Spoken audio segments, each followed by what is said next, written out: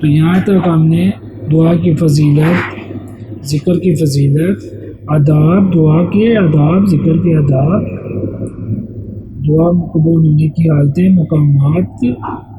اسماء حسنی، اسم اعظم، دعا کا طریقہ سیکھا۔ اب ہم پیارے نبی محترم صلی اللہ علیہ وسلم کی بعض مصنون دعاؤں کے بارے میں سیکھیں گے۔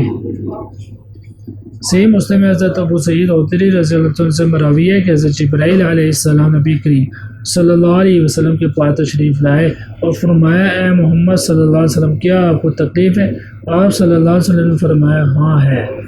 حضرت جبرائیل علیہ السلام نے یہ دم پڑھا بسم اللہ یرقیک من کل داء یؤذیک من شر کل نفس او عین حاسد اللہ یشفیک بسم اللہ ارقیک، یعنی اللہ کے نام سے میں آپ صلی اللہ علیہ وسلم پر دم کرتا ہوں، ہر مرض سے جو آپ صلی اللہ علیہ وسلم کو تکلیف دے، ہر ذات کے یا نظر حاسد کے شر سے اللہ آپ صلی اللہ علیہ وسلم کو شفا دے، اللہ کے نام کے ساتھ میں آپ صلی اللہ علیہ وسلم پر دم کرتا ہوں۔ حضرت ابو ہریرہ رضی اللہ عنہ سے مروی ہے کہ جب نبی کریم صلی اللہ علیہ وسلم کو کسی بات کا صدمہ ہوتا تو آپ صلی اللہ علیہ وسلم آسمان کی جانب سر مبارک اٹھاتے،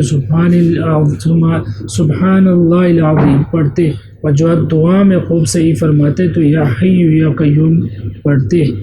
یہ حضرت انس رضی اللہ عنہ سے روایت ہے کہ رسول اللہ صلی اللہ علیہ وسلم کو جب کوئی فکر اور پریشانی لاحق ہوتی تو آپ صلی اللہ علیہ وسلم کی دعا یہ ہوتی یا حی یا قیوم برحمتک استغیث، یعنی اے حی و قیوم بس تیری رحمت سے مدد چاہتا ہوں۔ اور دوسرے سے فرماتے الزموا بیا یا ذا الجلال والاکرام، یا ذا الجلال والاکرام سے چمٹے رہو،